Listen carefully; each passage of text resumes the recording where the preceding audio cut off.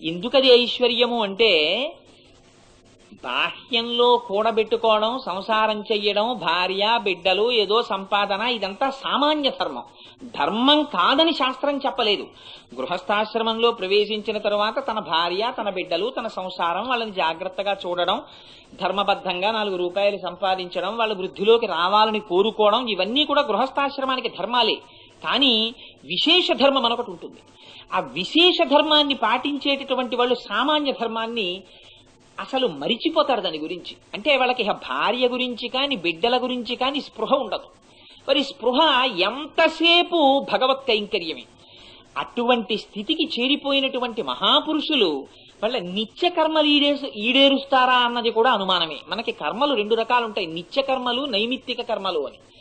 నైమిత్తిక కర్మలు అంటే ఎప్పుడైనా చేసేవి. ఇప్పుడు ఏదో వైకుంఠ ఏకాదశి, భోగి పండగ, మకర సంక్రమణం ఇలాంటివి వచ్చాయనుకోండి, అవి అప్పుడప్పుడు వస్తాయి. ఆ వచ్చేటటువంటి తిథుల్లో విశేషంగా భగవదారాధన, దానములు, ధర్మములు మొదలైనటువంటివి చెయ్యవలసి ఉంటుంది. అవి నైమిత్తిక కర్మలు. అవి చేయకపోతే దురదృష్టం. అందుకని దక్షిణాయనంలో చచ్చిపోతే వాడు దురదృష్టవంతుడు అన్నారు. దక్షిణాయనంలో చచ్చిపోతే దురదృష్టం ఏమిటి? దురదృష్టం. దక్షిణాయనం అంతా అనుష్ఠానం చెయ్యవలసిన కాలం. అనుష్ఠానం చెయ్యవలసిన కాలంలో చేసుకోలేకపోవడం దురదృష్టం కదా. 10 రోజుల్లో పరీక్షలు ఉన్నాయి, వాడు చదువుకోవాలి హాయిగాను. 10 రోజుల్లో పరీక్షలుండి చదువుకోవలసినటువంటి వాడు చాలా అకస్మాత్తుగా అనుకోకుండా వాడికి జ్వరం వచ్చింది. పాపం 9 రోజుల పాటు ఒంటి మీద స్పృహ లేకుండా మంచం మీద పడుకున్నాడు. 10వ రోజున స్వస్థత కలిగింది. ఇవాళ వాడు పరీక్షకి వెళ్ళాలి. వాడి పరిస్థితి ఎలా ఉంటుంది? 10 రోజులు పరీక్షకెళ్లి చదువుకోవలసిన పిల్లవాడు చదువుకోకుండా జ్వరంతో మంచాన పడుకోవడం వాడికి ఎంత దురదృష్టం. అలా దక్షిణాయనంలో పరమేశ్వర కైంకర్యం చేసుకోవలసిన వాడు కైంకర్యం చెయ్యడం మానేసి శరీరాన్నే వదిలిపెట్టేసుకోవడం, మరణించడం అంటే వీడి చేతిలో ఉందా, వాడి చేతిలో లేదనుకోండి, శరీరాన్ని పోగొట్టుకోవడం, ఆ కోణంలో వాడి దురదృష్టం. అందుకని దక్షిణాయనంలో పోతే వాడి దురదృష్టం అన్నారు. అంతకమించి ఇంకేం కాదు.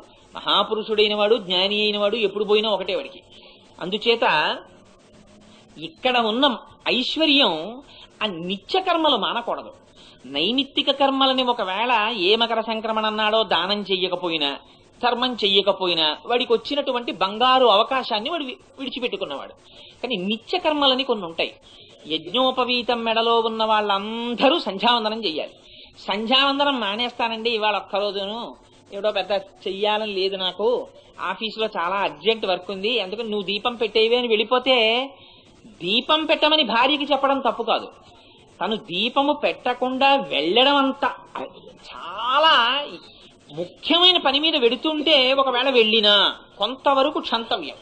సంధ్యావందనం చేయకుండా వెడితే అది క్షంతవ్యం కాదు. వాడు బ్రతికున్నన్నాళ్ళు వాడు సంధ్యావందనం చేయాలి. ఒకవేళ వాడు చెయ్యలేకపోతే, వాడు మంచాన పడిపోతే, వాడి పనుకున్న కొడుకు సంధ్యావందనం చేసి సమయం మించిపోతే ప్రాయశ్చిత్తంతో వాడు సంధ్యావందనం చేసుకోవాలి. ఇవి నిత్యకర్మలు. ఈ నిత్యకర్మని ఎట్టి పరిస్థితుల్లోనూ విడిచిపెట్టకూడదు. ఒకవేళ విడిచిపెడితే అసలు అశౌచం ఎక్కడి నుంచి వస్తుందో తెలుసా అండి? నిత్యకర్మను వదిలేయడం అశౌచం. సంధ్యాహీన అశుచి, వాడిని అశౌచం పట్టుకుని ఉంటుంది వాడు. అందుకని ఇంకా ఏ కర్మ చెయ్యడానికి వాడు అనర్హుడు. వాడు ఇతర పని చేయడానికి పనికిరాడు. వాడు సంధ్యావందనం చేసి రావాలి. అందుకని ఆ సంధ్యావందనం అంత శక్తివంతం. ఏది చదవడం మానేయండి, ఏది చెయ్యడం మానేయండి, సంధ్యావందనం చేయడం మానకూడదు. ఎవరు మెడలో యజ్ఞోపవీతముండి సంధ్యావందనము చెయ్యడానికి కావలసినటువంటి అదృష్టమును పొందిన వారు దాన్ని విడిచిపెట్టుకోకూడదు. అందుచేత మిగిలిన వారికి కొన్ని నిత్యకర్మలు ఉన్నాయి. ఓ దీపం పెట్టుకోవడం, అగరత్తు వెలిగించుకోవడం, ఓ నమస్కారం చేసుకోవడం, ఇలాంటివి. ఆ నిత్యకర్మలు కూడా మరిచిపోతాట. ఇదిగో ఇవాళ విశేష ధర్మంలో ఉన్నవాడు. ఎంత చిత్రం అంటే, మీకు ఒక్క ఉదాహరణ చెప్పాలంటే దానికి లక్ష్మణుడే. లక్ష్మణుణ్ణి ఎవరు అడిగారు అరణ్యవాసం చెయ్యమని? ఆయన్ని ఎవ్వరూ అడగలేదు. ఆయన గృహస్థాశ్రమంలో ఉన్నారు. ఆయనకు ఒక భార్య ఉంది, తండ్రి ఉన్నారు దశరథ మహారాజు గారు, తల్లిగారు ఉన్నారు సుమిత్ర, పెద్ద తల్లిగారు కౌసల్య ఉంది, కైకమ్మ పినతల్లుంది. తాను స్వయంగా రాజకుమారుడు, తను పెద్ద కొడుకు కాడు. తండ్రి పితృవాక్య పరిపాలనలో ఆయన కైకమ్మ కోరిన వరంలో లక్ష్మణుడి ప్రస్తావన లేదు. అయినా సరే లక్ష్మణుడు రామచంద్రమూర్తిని విడిచిపెట్టి ఉండలేక బయలుదేరాడు. చిత్రం ఏమిటో తెలుసా అండి? రాముడు ఎక్కడుంటే అక్కడ బయట ఇలా చేతులు కట్టుకుని నించుని ఉంటాడు లక్ష్మణుడు ఎప్పుడు. రాముడు లోపలికి వెళ్ళాడు దశరథ మహారాజు గారిని అడగడానికి. ఆయన అన్నాడు, ముందు రోజంతా అబ్బాయి నువ్వు ఉపవాసం చేసి రా, రేపు పొద్దున నీకు నేను యవరాజ్య పట్టాభిషేకం చేస్తానన్నాడు. అంటే ముందు రోజు రాత్రి ఉపవాసం చేసి, ఉపవాసం అంటే భగవంతుని యొక్క మందిరంలో భూశయనం చేశారు సీతారాములు ఆ రోజున. చేసి మరునాడు ఉదయం సంధ్యావందన చేసి శ్రీమన్నారాయణుణ్ణి అర్చించి బయలుదేరారు రామచంద్రమూర్తి. సుమంత్రుడు వచ్చాడు, తీసుకెళ్లాడు. తీరా అంతఃపురంలోకి వెళ్లిన తరువాత దశరథ మహారాజు గారు కనపడలేదు. మొదలు నరికిన చెట్టులా పడిపోయి ఉన్నాడు హంసతూలికా తల్పం మీద. కైకమ్మ కనపడింది. అడిగాడు, ఏమ్మా అలా నాన్నగారు పడిపోయి ఉన్నారు ఎందుకమ్మా అని అడిగాడు రాముడు. అడిగితే ఆవిడంది, ఏమీ లేదులే అబ్బాయి, 2 వరాలు కోరాను రాత్రి మీ నాన్నగారిని. ఆ 2 వరాలు ఇదే ముహూర్తానికి నీకు జరగవలసిన పట్టాభిషేకం భరతుడికి జరగాలి, నువ్వు 14 ఏళ్లు అరణ్యవాసం చెయ్యాలంది. రాముడేం బెంగపెట్టుకోలేదు, ఆయన అలాగే ఉన్నాడు, ఆయనకేమి చింత లేదు, ఎందుకని ఆయన ద్వంద్వములకు అతీతుడు. కానీ అమ్మా అన్ని బానే ఉన్నాయి కానమ్మా ఇవాళ నాన్నగారు ఎందుకమ్మా నాతో మాట్లాడటం లేదు అని అడిగారు. అడిగితే ఆవిడంది, రాత్రి వరం ఇచ్చాడు కదా మీ నాన్న, నువ్వు పొద్దున్న లేచి అరణ్యవాసానికి ఎడితేనే ఆయన నాకు ఇచ్చిన మాట నిలబడుతుంది. నువ్వు వెళ్ళనని మొరాయిస్తే ఆయన సత్యభ్రష్టుడైపోతాడు, ఆయన ఇచ్చిన మాట నిలబడదు. నువ్వు వెడతావో వెళ్ళవో అని బెంగెట్టుకున్నాడు, నువ్వు వెళ్లే వరకు అన్నం తినట్ట నీళ్లు తాగట్ట మీ నాన్నది. ఆయన్ని దేవతలు అలా ఆవహించి పలికించారు ఆవిడ్ని. అయ్యో ఎంత మాట అన్నావమ్మా అని. రాముడు కాబట్టి అనగలడండి మాట. ఆయన అన్నాడు, నహమర్థ పరోదేవి లోకమా వస్తుముత్సహే విద్ధిమాం ఋషిభి తుల్యం కేవలం ధర్మమాస్థితం. అమ్మ నేను ఋషినమ్మా, నేను ఐశ్వర్యం కోసం పుట్టాను అనుకుంటున్నావా? నాన్నగారు రాత్రి రాజ్యం ఇస్తానంటే అప్పుడు నాన్నగారే, ఇవాళ అడవికి వెళ్ళమన్నా నాన్నగారే, ఏది చెప్పినా నాన్నగారే చెప్పారు. నాన్నగారి మాట నిలబెట్టడం నాకు కావాలమ్మా. రాజ్యం కట్టుకోమంటే నాన్నగారు అడిగారు కాబట్టి కట్టుకుంటాను, అడవులకు వెళ్ళమంటే నాన్నగారు అన్నారు కాబట్టి వెళ్ళిపోతాను. అయినా అమ్మ నాకు తెలియక ఒక విషయం అడుగుతాను, నన్ను 14 ఏళ్ళు అడవిలకు పంపించడానికి, తమ్ముడు భరతుడికి రాజ్యం ఇప్పించడానికి నువ్వు 2 వరాలు అడగడం ఎందుకమ్మా నాన్నగారిని? నన్ను పిలిచి, రామా నువ్వు 14 ఏళ్ళు అడవులకు వెళ్ళిపోవాయి, మీ తమ్ముడు భరతుడు పట్టం కట్టుకుంటాడు అంటే సంతోషంగా నీ పాదాలకు నమస్కారం చేసి నేను వెళ్ళిపోనామా? చిన్నప్పటి నుంచి నన్ను పెంచావు, నీకు తెలీదా? దీనికి నువ్వు నాన్నగారిని 2 వరాలు అడగడం ఎందుకమ్మా అని అడిగాడు. ఇది రామచంద్రమూర్తి అంటే. కానీ అక్కడే ఉన్న లక్ష్మణుడు ఉద్రేకపడిపోయాడు. ఆయన అన్నాడు, గురోరప్యబలిప్తస్యా కార్యాకార్యమజానత ఉత్పదం ప్రతిపన్నస్యా కార్యం భవతి శాసనం. అన్నయ్యవాడు గురువు అవ్వచ్చు, తండ్రి అవ్వచ్చు, అన్నవచ్చు, బంధువు అవ్వచ్చు, ఎవరైనా అవ్వచ్చు. ధర్మం తప్పాడు, సత్యం తప్పాడు. పెద్ద భార్య కుమారుడివి నువ్వు ఉన్నావు, సుగుణాభిరాముడివి. నువ్వు ఉండగా ఇన్నేళ్లకి నాన్నగారికి 60,000 సంవత్సరాల వయస్సులో యవ్వనంలో ఉన్న కాంత కావలసి వచ్చింది ఆ కైక. ఆవిడ యొక్క ముద్దు ముచ్చట్లలో పడిపోయి ఇవాళేమో ఆవిడ కొడుక్కి పట్టం కడతాడా? అన్నయ్య నువ్వు అనుజ్ఞయ్యన్నయ్య మాట్లాడుతున్నావు లక్ష్మణ, నువ్వు అసంకల్పితమే వేహాయదకస్మాత్ ప్రవర్తతే నివర్త్యారంభమారబ్ధం నమ దైవస్య కర్మతత్. నాన్నగారు అనిపించడం ఏమిటి, వెనక దైవం ఉండి అనిపించాడు. ఏది చేయించినా దైవం చేయిస్తున్నాడు, ఆయన నీ కంటికి కనపడడు నువ్వు యుద్ధం చేయడానికి అన్నాడు. అలాగా అన్నయ్య అన్నాడు, ఊరుకున్నాడు. పాపం ఇంకా అసలు రాముడు పెట్టి సర్దుకోలేదు, ముందు పెట్టి సర్దేసుకున్నవాడు లక్ష్మణుడు. ఎందుకంటే ఇది విశేష కైంకర్యం. ఆయన వెళ్ళలేదు, ఓ భార్యకి చెప్పలేదు, ఓ ఎవరికి రాముడు వెళ్ళిపోతున్నాడు, తను వెళ్ళిపోతాడు అంతే. రాముడు లేకపోతే తను ఉండడు లక్ష్మణుడు. అందుకని ఆయనకి ఇంకా తన ధర్మం ఏమి ఉండదు, రాముడితో ఉండడమే తన ధర్మం అంతే. ఇదే ఈ పాశురంలో ఉన్నటువంటి మహదైశ్వర్యం ఆ గోపాల బాలుడి. రాముడు తాను బయలుదేరుతూ మొదట అమ్మ దగ్గరికి వెళ్ళాడు. వెళ్తే అమ్మంది, మీ నాన్న ఎప్పుడూ నా మందిరానికి రావడమే మానేశాడయ్యా, ఎప్పుడూ కైకమ్మతో ఉంటాడు, నువ్వు వెళ్ళిపోతే నన్ను చూసేవాళ్ళు ఉండరు, మీ నాన్న ఎలాగో నన్ను పలకరించడు, మంచి కొడుకు పుట్టావు, నీతో వచ్చేస్తానయ్యా అంది ఆవిడ. అంటే రాముడి యొక్క ధర్మం చూడాలండి, ఎక్కడ ఏం మాట్లాడాలో రాముడికి తెలుసు. ఆయన ధర్మం మాట్లాడతారు. ఆయన అన్నారు, భర్తుకిల పరిత్యాగో నృశం సహా కేవలం స్త్రియా సభవత్యన కర్తవ్యం మనసాపి విగర్హితం అన్నారు. అమ్మా ఎంత బాగా చూడని, భర్తని విడిచిపెట్టి సుఖం కోసం అనేది కొడుకులు కావచ్చు, కూతుళ్ళు కావచ్చు, అల్లుళ్ళు కావచ్చు, బంధువులు కావచ్చు, పుట్టిల్లు కావచ్చు, వేరొక చోటికి వెళ్లి భర్త దగ్గర లేని సుఖం అక్కడ దొరుకుతోందన్న స్త్రీ నృశం సహా దాని ముఖం చూడకూడదమ్మా. ఈ మాట నువ్వు అనకూడదు, నేను వినకూడదు. నాన్నగారు బ్రతికున్నంత కాలం ఆయనే నీకు మాకు దైవం, నువ్వు ఇక్కడే ఉండాలి, నాన్నగారు ఉన్నారు కనుక అన్నారు. ఆశ్చర్యపోయింది కౌసల్య. యన్మంగళం సహస్రాక్షే సర్వదేవ నమస్కృతే వృత్రనాశే సమభవత్తత్తే భవతు మంగళం అని మంగళం చేసి పంపించింది. పాపం ఇది విని హడిలిపోయాడు రాముడు. లక్ష్మణుడు, ఇదేమిట్రా అమ్మనే ఇన్ని మాటలన్నాడు, నన్ను పంపిస్తాడా అని ఓ చిన్న అనుమానం వచ్చింది. అయినా ఎందుకైనా మంచిదని పాపం సూట్ కేసు అట్టుకుని వెనకాతలే వెళ్ళాడు. రాముడు సీతమ్మ దగ్గరికి వెళ్ళాడు. అయితే మామూలుగా సీతమ్మని తీసుకెళ్తాడు, మేము ముగ్గురం వెళ్తామని ఈయన పాపం అన్ని ఏర్పాట్లు చేసేసుకుంటున్నాడు మనసులో. ఆయన వెళ్లి సీతమ్మకి చెప్తే సీతమ్మతో రాముడు అన్నాడు, సీత నువ్వు రావడానికి వీల్లేదు, పితృవాక్య పరిపాలన, నన్ను వెళ్ళమన్నారు కానీ నిన్ను వెళ్ళమనలేదు. భర్త తాను కష్టపడి భార్యని సుఖపెట్టాలి కానీ భార్యని కష్టపెట్టి భర్త బ్రతకకూడదు, అందుకని నిన్ను తీసుకెళ్ళనన్నారు. అంటే అబ్బో వాళ్ళిద్దరి మధ్య పెద్ద సంవాదం జరిగింది అయోధ్యకాండలో. ఎట్టకేలకి అంగీకరించాడు రాముడు. ఇది విన్నట్ట తలుపు చాటు నుంచి లక్ష్మణుడన్ని, ఊరేయి నన్ను ఏదో తీసుకెళ్లిపోతాడు అనుకున్నాను, వాళ్ళావిడ్ని తీసుకురావడానికే ఆవిడ ఇంత మారాన్ చేస్తే తీసుకెళ్తున్నాడు కదా, ఇక నన్ను తీసుకెళ్తాడా అని ఆ తలుపులు తీసుకుని పరిగెత్తుకుంటూ వచ్చాట లోపలికి. వచ్చి అన్నగారి 2 కాళ్ల మీద, పసిపిల్లాడు అమ్మ కాళ్ల మీద పడిపోయినట్టు పడిపోయి గట్టిగా 2 కాళ్ళు పట్టేసుకున్నట్టు పట్టేసుకుని సభ్రాతుశ్చరణౌగాఢం నిపీడ్య రఘునందన సీతామువాచ అతీచాహ రఘవంచ మహావ్రతం అన్నాడు. అన్నగారి కాళ్ళు 2 పట్టుకుని ఏడుస్తూ వదిన వంక చూసి, అన్నయ్య నువ్వు నన్ను తీసుకెళ్ళకపోతే నేను ఉండలేనన్నయ్య, నేను చచ్చిపోతానన్నయ్య అని వదిన వంక చూసి చెప్తున్నాడు. అన్నయ్య వంక చూడటం ఎందుకంటే ఆయన నిగ్రహ సమర్థుడు, ఈవిడ పురుషకారం. అమ్మవారు రికమెండ్ చేస్తే అయ్యవారు వింటారు. అందుకని పట్టుకున్నది అయ్యకాళ్ళు, మాట్లాడేది అమ్మతోటి. అందుకని మహాయశాహ నేర్పెడయా మార్గం అని విశేషమైన కీర్తున్న లక్ష్మణుడు అన్నారు మహర్షి. అందుకని అట్లాంటి లక్ష్మణుడు, ఆ రాముణ్ణి విడిచిపెట్టి ఉండలేని లక్ష్మణుడు, ఎప్పుడు రామకైంకర్యం తప్ప ఇంకోటి అక్కర్లేదు ఆయనకి. దానికోసం ఆయన ఏమైనా మర్చిపోతాడు, ఎన్ని కష్టాలైనా పడిపోతాడు, అవన్నీ ఆయనకి సుఖమే. అరణ్యానికి వెళ్ళిపోయినా పర్వాలేదు, వదిన బట్టలు 14 సంవత్సరాలు వదిన కట్టుకోవలసిన బట్టలు, పెట్టుకోవలసిన నగలు కావిడి వేసి మోసాడండి మహానుభావుడు 14 ఏళ్ళు. ఎవరు చేస్తారంత కైంకర్యం? ఎంత గొప్ప కైంకర్యం అంటే లక్ష్మణుడిది. వదిన కాళ్ళకి పెట్టుకున్న మంజీరములు తప్ప వదినని రోజు చూస్తున్నా అసలు వదిన యొక్క ఆభరణాలు తెలియవు లక్ష్మణుడికి. ఆయన మనస్సు ఎప్పుడు సీతమ్మ తల్లి పాదాల దగ్గరే లగ్నమై ఉండేది. అంతటి మహాపురుషుడు లక్ష్మణుడు. అటువంటి లక్ష్మణుడు ఎంతటి కైంకర్య నిష్ఠాపరుడో ఆఖరణ రామచంద్రమూర్తి ఇచ్చేశారు సర్టిఫికెట్ లక్ష్మణుడికి. అయోధ్యకాండలో భరతుడు పరిగెత్తుకుంటూ వచ్చాడు రాముడి దగ్గరికి. రాముడికి తెలియదు దశరథ మహారాజు గారు మరణించిన విషయం.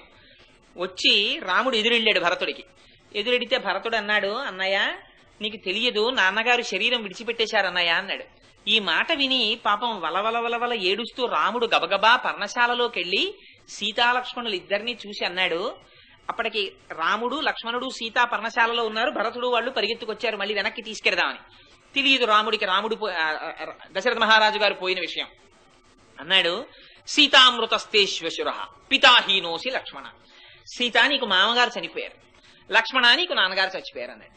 అదేమిటి? సీతాలక్ష్మణులారా మా నాన్నగారు పోయారు అంటే సీతమ్మకి మామగారు, లక్ష్మణుడికి నాన్నగారు కాదేమిటి? లక్ష్మణ నీకు నాన్నగారు పోయారు, సీత నీకు మామగారు పోయారు అన్నారు. అంటే ఆయన ఉద్దేశ్యంట మామగారి లాంటి వ్యక్తి కోడలకి ఇంకొకళ్ళు ఉండరు ఆ పోస్ట్ లో. అటువంటి స్థితి ఒక్క మామగారి స్థితి. ఆ మామగారు కోడల్ని కనురెప్పల్లో పెట్టుకు చూసుకుంటాట. మా కోసం, మా వంశాన్ని ఉద్ధరించడం కోసం, మాకు తర్వాతి తరాన్ని చూపించడం కోసం ఆడపుట్టి ఈడకొచ్చిన పిల్ల అని తన కూతురి కన్నా ఎక్కువగా తల మీద పెట్టుకు చూసుకుంటాట కోడల్ని. అలాంటి మామగారు నీకు ఇక లేరు. నాకు తండ్రి రక్షకుడై ఉండాలి, కానీ నేను అడవులకు వస్తే తండ్రి పక్కన లేడన్న బెంగ లేకుండా తండ్రి అయి నన్ను రక్షించాడు లక్ష్మణుడు. తమ్ముడికి అన్నగారు తండ్రి అయి రక్షించాలి, నేను లక్ష్మణుడిని అలా రక్షించలేదు. అందుకని తండ్రి లక్ష్మణుడికి పోయాడు, నాకు తండ్రి ఉన్నాడు లక్ష్మణుడి రూపంలో, తమ్ముడైనా తండ్రిలా కాపాడుతున్నాడు అని లక్ష్మణుడికి సర్టిఫికెట్ ఇచ్చారు రామచంద్రమూర్తి. ఇది మహదైశ్వర్యం. అందుకని అటువంటి ఐశ్వర్యం ఉన్నవాడు ఈ గోపాల బాలుడు. అంటే ఆయనకి భగవత్ కైంకర్యం తప్ప అసలు ఏ విధమైనటువంటి ఇతర విషయాలు ఆయన పట్టించుకోడు. అందుకని ఆ గేదులట అరుస్తున్నాయిట. ఎందుకు అరవడం అంటే ఆ గేదులంటే ఏమిటి అన్నది చెప్పారు. ఆ గేదులు బాహ్యములో కనపడేటటువంటి పాంచభౌతికమైన శరీరముతో ఉన్నటువంటి గేదులు కావుటవి. ఆ గేదులు శిష్యుల పట్ల ఆర్తితో ఆ దూడల్ని గుంజలకేసి కట్టేస్తారు. కట్టేయడం వల్ల దూడలు విడిపించుకుని రాలేవు. అలాగే మనందరినీ కూడా ఓ గుంజకేసి కట్టేశారు, మనకి తెలియదు కట్టేసినట్టు. సంసారం అనేటటువంటి గుంజకి కర్మపాశములు అనేటటువంటి తాడేసి కట్టేశారు. అందుకని మనం భగవంతుడి దగ్గరికి, ఆ భగవంతుడి కథ చెప్పేటటువంటి గురువు దగ్గరికి వెళ్ళలేకపోతున్నాం. ఇది చూసి వాళ్ళు బెంగ పెట్టుకుంటారట గురువులు. అయ్యో వీడు సంసారంలో మగ్గునుడైపోయాడురా, వీడిని ఎలా ఉద్ధరించాలరా మనమని బెంగ పెట్టుకుని ఆర్తితో వాళ్ళు బాధపడి కేకలు వేస్తారట. అలాంటి శిష్యుడు దొరికితే వాడికి ఒక్కసారి బోధ చేసి వాడిని తరింప చెయ్యాలని. ఆ శిష్యులు జ్ఞాపకానికి వచ్చినంత మాత్రం చేత అయ్యో పాపం సంసారంలో ఉండిపోయి జన్మ వృధా చేసేసుకుంటున్నారే, పాడైపోతున్నాడే శిష్యుడు అని బెంగ పెట్టుకుని శిష్యుడు మనసులోకి వచ్చినంత మాత్రం చేత ఆ శిష్యుడు రక్షింపబడాలని కోరుకుని తప్పించిపోతుంటారట గురువులు. అదే ఆ గేదుల యొక్క శిరముల వెంట కారిపోతున్నటువంటి పాలు. అవే ఆ గురువుల శిష్యులు మనస్సులో ఒకసారి ప్రవేశిస్తేనే పాలు కారిపోతే ఇంకా నిజంగా శిష్యుడు వచ్చి ఆ గురువుకి ప్రణిపాతం చేసి ఒక్కసారి పాదాలు పట్టుకుని, గురువుగారు ఒక్క 4 మాటలు స్వామి గురించి చెప్పండి అని అడగాల. అసలు గురువు అన్నవాడు లౌకిక ప్రసంగం చేయడు. ఆయన్ని కదిపితే భగవంత్ సంబంధమైన కథలు చెప్పేవాళ్లే. నేను పేరు నాకు స్ఫురణలో లేదు గాని ఒక మహానుభావుడు గురించి ఒక పుస్తకంలో చదివాను. ఆయనకి 95 ఏళ్ళు వచ్చిన తర్వాత ఈ కనురెప్పలకి బలం పోయిందిట. బలం పోయి ఈ కనురెప్పలు ఇలా పడిపోయేవి. పడిపోతే రామాయణానికి ఆ రోజుల్లో ఆయన ప్రవచనం చేస్తుండేవారు. గురువుగారు మీరు వెళ్ళిపోతే మళ్ళీ ఈ ప్రవచనం చెప్పేవాళ్ళు ఎవరు, అందుకని దీన్ని గ్రంథస్థం చేయమని అడిగారు శిష్యులు. కానీ ఆయనకి ఈ కనురెప్ప పైకి లేవదు, అంత నీరస పడిపోయింది శరీరం. పడిపోతే ఆయన శిష్యుల్ని పిలిచి ఈ కనురెప్పలకి చివర ఉన్నటువంటి వెంట్రుకలకి దారాలు కట్టించి వాటిని చెవుల వెనక నుంచి పట్టి శిష్యుల్ని లాగమనేవారట. ఆ శిష్యులు దారం లాగితే రెప్పలు పైకి లేస్తే ఆ తాళపత్ర గ్రంథాలని చూస్తూ వ్యాఖ్యానం చెప్తుంటే శిష్యులు రాసేవారు. ఆ గుడ్లు మంటెక్కినప్పుడు ఇలా అంటే మళ్ళీ ఆ తాళ్లు వెనక్కి దారాలు పైకి లాగితే మళ్ళీ రెప్పలు మూసుకుని కాసేపు కళ్ళు చల్లబడ్డాక మళ్ళీ ఇలా అంటే దారాలు లాగితే మళ్ళీ చూసి మళ్ళీ వ్యాఖ్యానం చెప్పేవారట. ఇది గురువుల యొక్క నిష్ఠ. వాళ్ళకి ఎలా శిష్యుల్ని ఉద్ధరించాలా అన్న తాపత్రయం తప్ప వేరొక తాపత్రయం ఉండదు. అందుకే వాళ్ళ దగ్గరికి వెళ్ళి ఏదైనా అడిగితే వాళ్ళు చెప్పే మాటలు కూడా అంత గుంభనంగా ఎప్పుడు బ్రహ్మం దగ్గరికి చేర్చాలన్న ప్రయత్నంలోనే మాట్లాడతారు. అగస్త్య మహర్షిని ఒకసారి వెళ్ళి ఏదైనా విషయం చెప్పమని అడిగేవారు. చిన్నప్పుడు మా ఇంట్లో ఈ కథ చెప్తుండేవారు. మా అమ్మమ్మ గారు ఉండేది మహాతల్లి, నిజంగా ఎన్ని చదివిందో కానీ ఆవిడ ఇలాంటివన్నీ చెప్తుండేది కూర్చోబెట్టి. ఎంత చిత్రమైన కథ చెప్పేదంటే, పూర్వకాలంలో మహీతలము అనబడేటటువంటి ఒక పెద్ద క్షేత్రం ఉండేది. ఆ మహీతలం అనేటటువంటి క్షేత్రంలో సంహననము అనబడేటటువంటి ఒక ఊరు ఉండేది. ఆ ఊరికి క్షేత్రవిదుడు అనేటటువంటి రాజుగారు ఉండేవాట.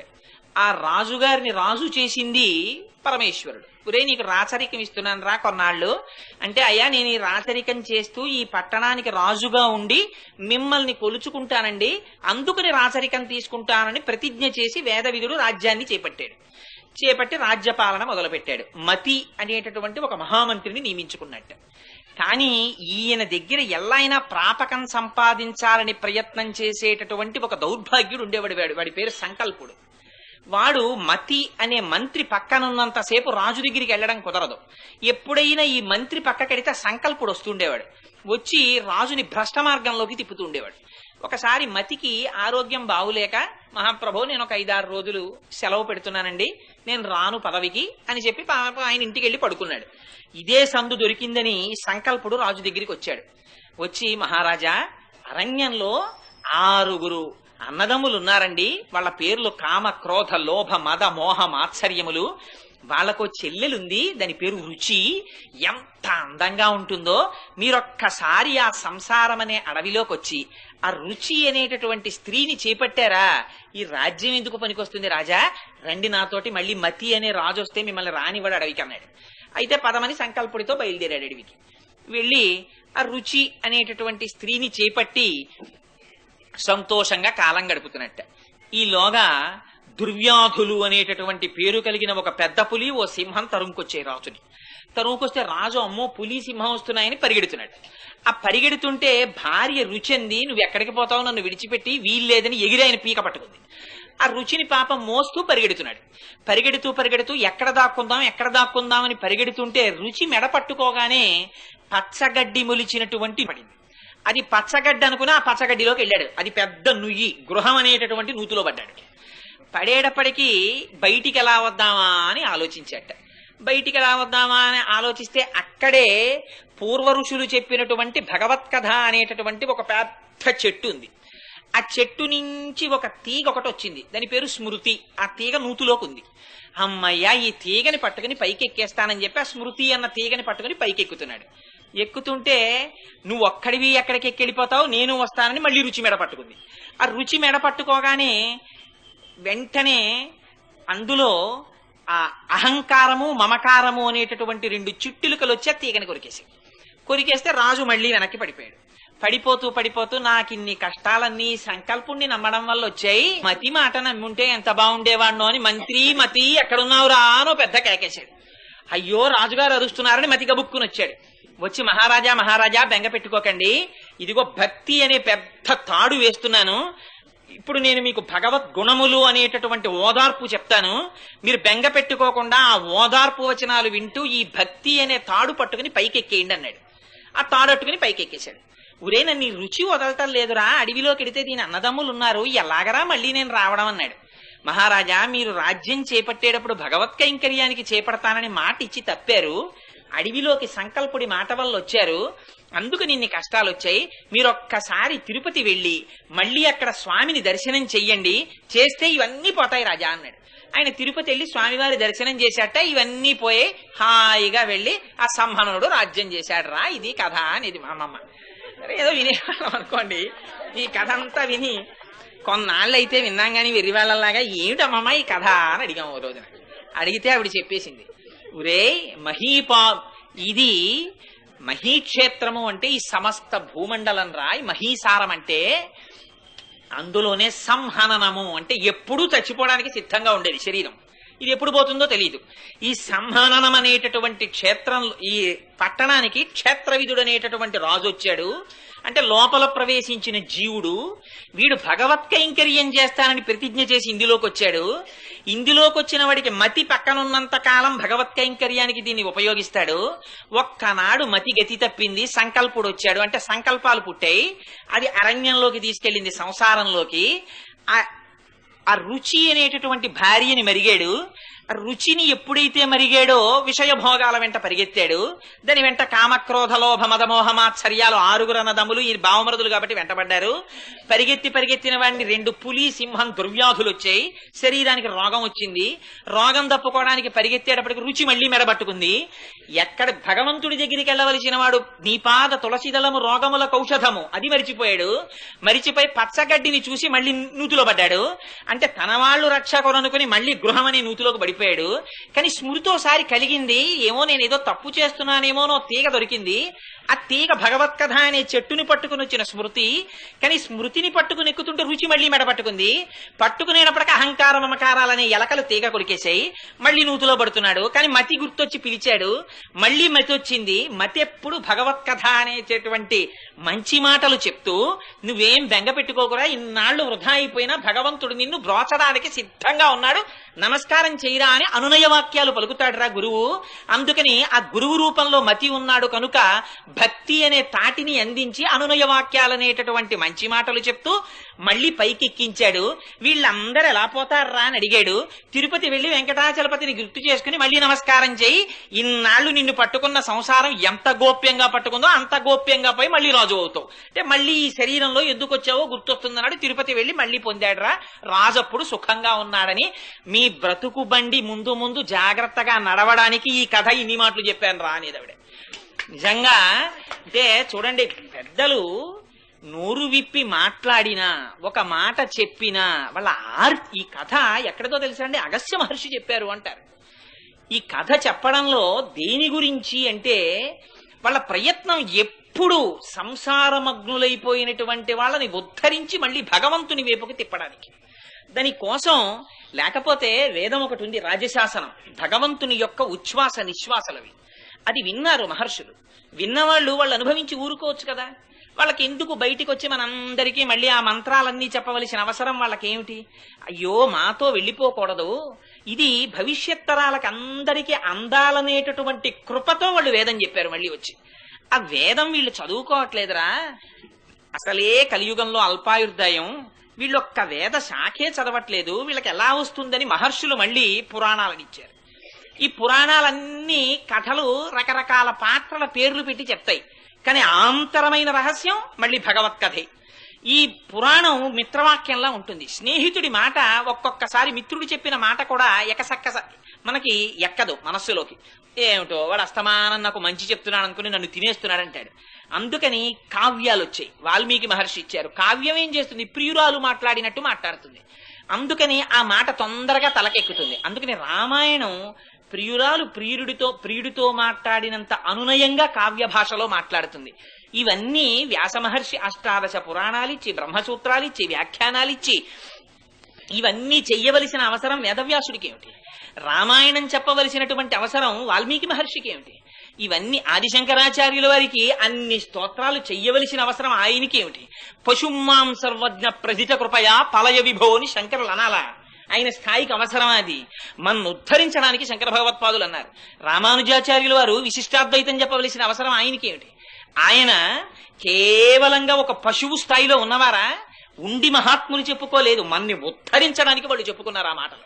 అందుకని మహాత్ములైన వాళ్ళు ఎప్పుడు ఆర్తితో మాట్లాడినా, ఎప్పుడు చెప్పినా వాళ్ళందరూ చెప్పినవి మనని ఉద్ధరించడానికి చెప్పినవి. ఆ సంసారములో మగ్నులమైపోయి అవిద్య చేత కప్పబడిపోయినటువంటి మనుష్యుల్ని ఉద్ధరించడానికి గేదెలు దూడల్ని చూసి పాలు విడిచిపెట్టినట్టు వాళ్ళు ఆర్తితో పలికినటువంటి పలుకులు ఆ మహర్షుల యొక్క వాక్యాలు, అవి గురువుల యొక్క వాక్యాలు. అటువంటి గురువుల వాక్యములనేటటువంటి పాలు ఎప్పుడు ఈ హృదయ క్షేత్రములో ప్రవహిస్తాయో అప్పుడు ఆ మట్టి ఎగరడం మానేస్తుంది. మానేసి ఆ తడి తగలగానే ఆర్ద్రతతో మెత్తపడుతుంది. అప్పుడు అందులో విత్తనం వేస్తే మొలకెత్తుతుంది. ఆ గురువులు చెప్పినటువంటి మాటలు అనేటటువంటి పాలచేత తడిసినటువంటి ఆర్ద్రత కలిగిన హృదయమే ఐశ్వర్యం. అటువంటి మహదైశ్వర్యం ఇవాళ ఆ గోపాల బాలుడికి ఉంది. ఆయన చెల్లెలా అని పిలవడంలో ఆయన లక్షణాలే ఈవిడికి వచ్చాయి. ఈవిడ కూడా అంతగా భాగవత కైంకర్యం చేస్తుంది. అదే కులశేఖర ఆళ్వారు చేశారు. అందుకని పాశురంలో కులశేఖర ఆళ్వారు నడ్డు పెట్టి అమ్మవారి ఇవాళ ఈ మాట చెప్తోంది. అటువంటి గేదెలు, అటువంటి పాలు, అటువంటి ఐశ్వర్యము ఉన్న చోట మేము కాలు లోపలకి పెడితే జారి పడిపోతామేమోనని మేము పైకమ్మిని ఊతగా పట్టుకుని నిలబడ్డాం. పైనుంచి మంచు పడిపోతాం. పైనుంచి మంచు, కింద గేదెలు విడిచిపెట్టినటువంటి పాలు, ఒక పక్క వీళ్ళు మాట్లాడుకుంటున్నటువంటి మాటలు. భాగవతులందరూ కలిస్తే ఏం మాట్లాడుకుంటారు? మచ్చిత్తామద్గత ప్రాణాహ అని భగవద్గీతలో కృష్ణ పరమాత్మ చెప్పినట్టు భాగవతులు ఒక చోట కలుసుకుంటే భగవంతుడి గురించి చెప్పుకుని మురిసిపోతుంటారు. అలా వీళ్ళందరూ భగవంతుడి గురించి మాట్లాడుకుంటున్నారు. కింద అక్కడ ఉన్నటువంటి ఆ కాలములో ఉన్నటువంటి గురువులు చెప్పినటువంటి జ్ఞానబోధ అనేటటువంటి పాలు, పైనుంచి అంతకు ముందు తరాలలో ఉన్నటువంటి పూర్వాచార్యులు చెప్పినటువంటి దివ్య సూక్తులు అనేటటువంటి మంచు. ఇక్కడ వీళ్ళు ఒకరి చేతులొకరు పట్టుకుని నిలబడి మాట్లాడుకునేటప్పుడు భాగవతుల నోటి వెంట వచ్చినటువంటి రసప్రవాహమైన భగవత్ కథకి సంబంధించినటువంటి వాక్ఝరి, ఈ మూడింటితో మున్నీరైన సముద్ర రూపంలో మునిగిపోయినట్టుగా ఇవాళ వాళ్ళు నిలబడ్డారు. ఇంత మునిగినా మేము ఆనందిస్తున్నాం అని అనుకోవట్లేదుట. నీవు కాదు, ఈ ఆనందమునిచ్చిన వాడు భగవంతుడన్న పూనికని కలిగి ఉండడం, నమః అన్నటువంటి ఆ పైనున్న గడపని, పైనున్న కమ్మిని పట్టుకుని మేము నిలబడ్డాం. ఇవాళ నిలబడి మేమెవరిని స్తోత్రం చేస్తున్నాం? కోపముతో దక్షిణ దిక్కుకు వెళ్లి రావణాసురుణ్ణి సంహరించినటువంటి మనోభిరాముడైన రామచంద్రమూర్తిని కీర్తన చేస్తున్నాం. మేమంత కీర్తన చేస్తున్నా నువ్వు లేచి రావే అని పిలిచారు. రాముడికి ఎక్కడా లేనటువంటి ఒక విచిత్రమైన విశేషణం వేశారు. కోపముతో దక్షిణ దిక్కున ఉన్నా అన్నారు.